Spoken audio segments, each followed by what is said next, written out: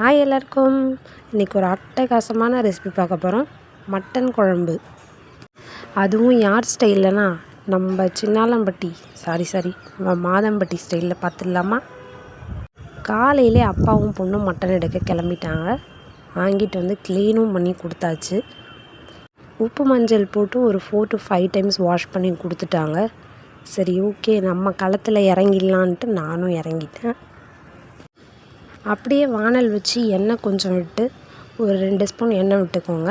எண்ணெய் லைட்டாக காஞ்சதாக போதும். லைட்டாக காஞ்சதும் ஒரு 1/2 ஸ்பூன் மிளகு, 1 ஸ்பூன் ஜீரகம், 2 ஸ்பூன் தனியா. ஓகேவா? இந்த அளவு வந்து ஒரு 1/2 kg மட்டனுக்கு ஓகேவாக இருக்கும். ஒரு 7 to 8 வரமிளகாய் எடுத்துக்கலாம். ஃபஸ்ட்டு இதை மட்டும் ஆயிலில் சேர்த்து லைட்டாக வந்து ரோஸ்ட் பண்ணி எடுத்துக்கோங்க. ரொம்ப கருகிடக்கூடாது. கலர் மாறுறதுக்கு முன்னாடியே ஸ்மெல்லாம் போனதும் நல்ல ஒரு அரோமா வரும். அதுக்கப்புறமா நிறுத்திக்கலாம். வரமிளகாவை வந்து லாஸ்ட்டாக சேர்த்துக்கலாம். ஏன்னா ரொம்ப கருகிடும். அது ஸ்டார்டிங்லேயே சேர்த்தோம்னா கலர் மாறிடும் ரொம்ப. ஸோ நீங்கள் அடுப்பை ஆஃப் பண்ணிவிட்டு கூட வந்து வரமிளகாய் சேர்த்து ரோஸ்ட் பண்ணிங்கன்னா அந்த சூட்லேயே வந்து நல்லா ஃப்ரை ஆகிடும். அப்படியே வந்து இதை வந்து நல்லா ஒரு சைடு வந்து ஆற வச்சு எடுத்து வச்சுக்கலாம். இதுதான் வந்து குழம்புக்கோட பேஸே. ஓகேவா? நம்ம அந்த மல்லித்தூள், மிளகாத்தூள் அதெல்லாம் எதுவுமே சேர்க்க போகிறது கிடையாது. இது மட்டும்தான் சேர்க்க போகிறோம். ப்ளஸ் வந்து தேங்காய் சேர்க்காமல் வைக்க போகிறோம் இன்றைக்கி குழம்பு. இதை வந்து நல்லா ஒரு சைடு ஒரு தட்டில் கொட்டி ஆற வச்சாச்சு. அப்படியே வந்து குக்கரில் வாஷ் பண்ண மட்டன் கூட தேவையான அளவு தண்ணி, மஞ்சத்தூள், கொஞ்சமாக கல்லுப்பு, ப்ளஸ் வந்து இஞ்சி பூண்டு விழுதை வந்து ஆட் பண்ணிக்கலாம். இஞ்சி பூண்டு விழுதை ஆட் பண்ணி ஒரு மிக்ஸ் பண்ணிவிட்டு விசில் போட்டு ஒரு 5 to 6 விசில்ஸ் விட்டு எடுத்துக்கலாம். மட்டனுக்கு ஏற்ற மாதிரி. நம்ம சாரோட ரெசிபி தான். பட் ஆனால் என் ஸ்டைலில் நான் வந்து பண்ணியிருக்கேன். அவர் வந்து என்னென்னா 2 விசில் தான் விட்டார். நான் வந்து ஒரு 6 to 7 விசில் விட்டேன். அப்படியே பாப்பாவும் அப்பாவும் பூண்டு உரித்து கொடுங்க கொஞ்சம் அப்படின்ட்டு கேட்டு நைஸாக வந்து பூண்டையும் உரித்து வாங்கிக்கிட்டேன். அதான் மட்டன் கூட போட்டாச்சு. இப்போ எதுக்குன்னு கேட்குறீங்களா?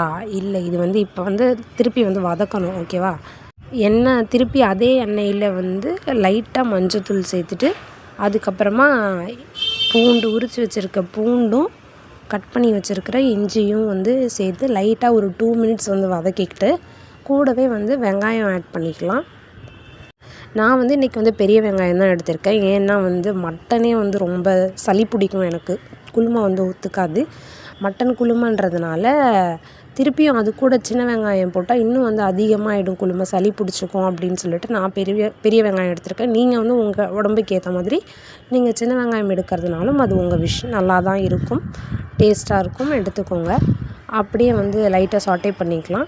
ஒரு 3/4 வந்து வதங்கினா போதும் இது. இப்போ நம்ம இதை என்ன பண்ண போகிறோம்னா, ஏற்கனவே எடுத்து வச்சுருக்கோம் இல்லையா, ட்ரை ரோஸ்ட் பண்ணி வச்சுருக்கோம் இல்லையா masala, coriander seeds, pepper and jeera, அது கூட வந்து இதை வந்து போட்டு கிரைண்ட் பண்ணணும். ஃபஸ்ட்டு அதை வந்து பவுட்ரு பண்ணிவிட்டு அது கூடவே இதையும் சேர்த்து அரைச்சி எடுத்துக்கணும். நம்ம அம்மாலாம் வந்து மஞ்சத்தூள் வந்து வெங்காயம்லாம் போட்டு அதுக்கப்புறம் தான் சேர்ப்பாங்க. நம்ம மாதம்பட்டி சார் எப்படி பண்ணுறக்காருன்னா, எண்ணெய் சூடானதுமே மஞ்சத்தூளை சேர்த்தணுமா, அதுக்கப்புறம் தான் இஞ்சி பூண்டியே போடணும்னு சொல்லிட்டாரு. சரி போட்டுருவோம் என்ன இப்போ அப்படின்னு சொல்லிட்டு நானும் போட்டுட்டேன். பார்ப்போம் நமக்கு இந்த வீடியோக்கு எத்தனை சப்ஸ்கிரைபர் வராங்கன்னு. எல்லாரும் அவங்கவுங்க சேனலில் நம்ம மாதம்பட்டி சாரை வச்சு நிறைய சப்ஸ்கிரைபர் வந்து ஏறுறாங்க. அவங்கவுங்க 50Kவே டச் பண்ண போகிறாங்க. பார்ப்போம் நம்மளுக்கு எவ்வளோ வருதுன்ட்டு.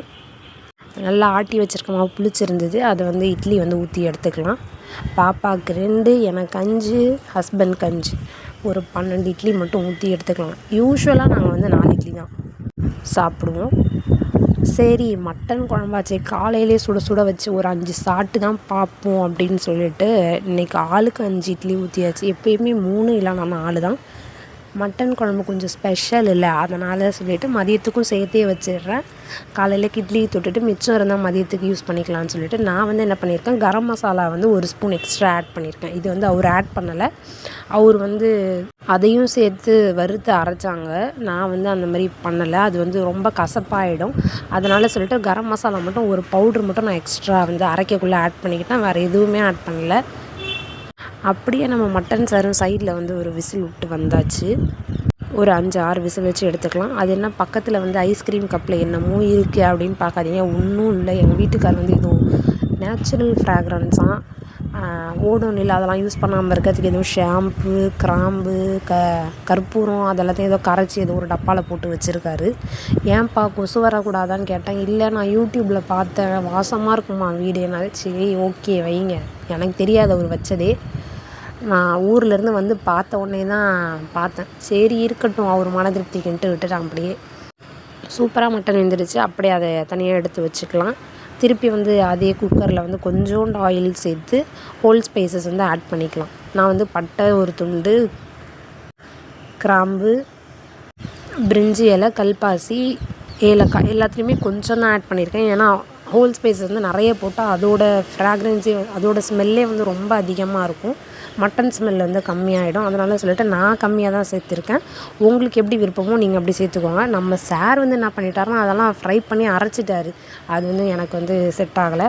அதனால் நான் வந்து ஏற்கனவே அரைச்சி வச்சுருந்தேன் இல்லையா, அந்த மசாலாஸ் எல்லாம் வந்து இது கூட ஆட் பண்ணி நல்லா மிக்ஸ் பண்ணி அது கூட வேக வச்சுருக்க மட்டன் அதோட சூப் எல்லாத்தையுமே சேர்த்து நல்லா கிண்டிட்டு விசில் விட்டு திருப்பி இன்னும் 2 விசில் வச்சு எடுத்துக்கிட்டேன். கூடவே கொத்தமல்லி தழையும் ஆட் பண்ணி ஒரு கொதி விட்டு எடுத்தாச்சு. பரவாயில்ல, அவரே செஞ்சுட்டு ஆஹா ஓஹோன்னு சொல்கிறாரே அப்படின்னு பார்த்தேன். பரவாயில்ல, நல்லா தான் வந்திருந்துச்சு. அப்படியே சுட சுட மட்டன் குழம்போட இட்லி வந்து பஞ்சு மாதிரி இருந்தது. இந்த தடவை என்னன்னே எனக்கு தெரியல. உளுந்து ஆனால் நான் வந்து தண்ணியாக ஆட்டிட்டேன் கொஞ்சம் கிரைண்டரில் ஆட்டக்குள்ளே. நல்லா இருக்காதுன்னு நினச்சேன். ஆனால் வந்து இட்லி வந்து இந்த தடவை மாதிரி எந்த தடவையுமே எனக்கு வந்ததே இல்லை. சூப்பராக இருந்துச்சு, அவ்வளோ சாஃப்டாக.